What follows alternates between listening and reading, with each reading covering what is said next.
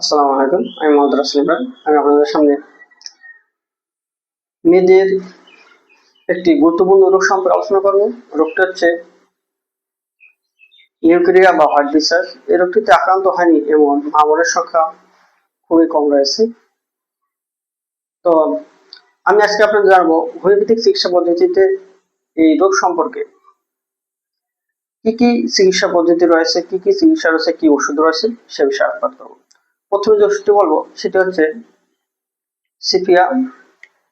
এই সিপিআর নিজস্ব কিছু বৈশিষ্ট্য রয়েছে। বৈশিষ্ট্যগুলো হচ্ছে স্যাডনেস, ইনডিফারেন্ট, গৃহস্থালী সাধারণত কাজকর্ম করতে অনীহা প্রকাশ করে রোগিনী, এবং শরীরে অত্যন্ত তার ক্লান্তি অনুভব হয়। এর পাশাপাশি রোগিনী আরেকটা জিনিস দেখা যায়, সেটা হচ্ছে রোগিনী যখন বসে বা রেস্টে থাকে তখন দেখবেন রোগিনী পায়ের উপর পা দিয়ে বসে আছে, কারণ তার একটা এমন অনুভূতি হয় যেন ভিতরের অর্গান গুলো জ্বরে দিয়ে বের হয়ে যাবে, তাই সে জায়গাটা চিপে ধরে বসে থাকার চেষ্টা করে। এর হোয়াইট ডিসচার্জের কিছু বৈশিষ্ট্য রয়েছে। এই হোয়াইট ডিসচার্জ সাধারণত কালো ও সবুজ বর্ণের হয়ে থাকে। অনেক সময় মাহির স্রাব কম হয়, এটাও তার একটা অন্যতম বৈশিষ্ট্য। এই সকল বৈশিষ্ট্যের ভিত্তিতে আমরা একজন রোগীকে সিপি ওষুধ থেকে প্রয়োগ করতে পারি। এরপর যে ওষুধটি বলবো সেটা হচ্ছে পালসিটেলা।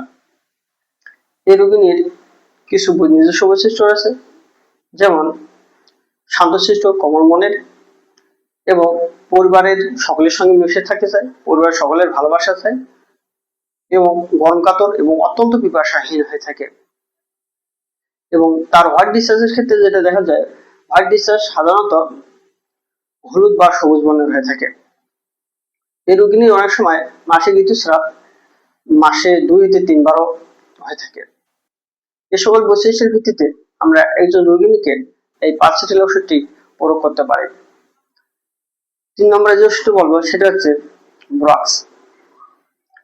এই রোগিনীরও কিছু নিজস্ব বৈশিষ্ট্য, নিজস্ব কিছু প্রকৃতি রয়েছে।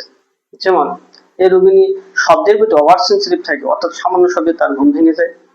নিম্ন গতিতে সে অত্যন্ত ভয় পায়।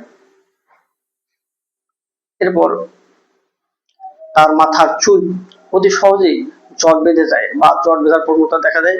আর কানের গোড়ার দিকে অনেকের ঘা দেখা দেয়।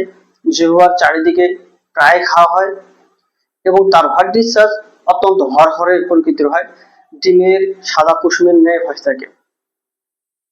এ সকল বৈশিষ্ট্যের ভিত্তিতে আমরা একজন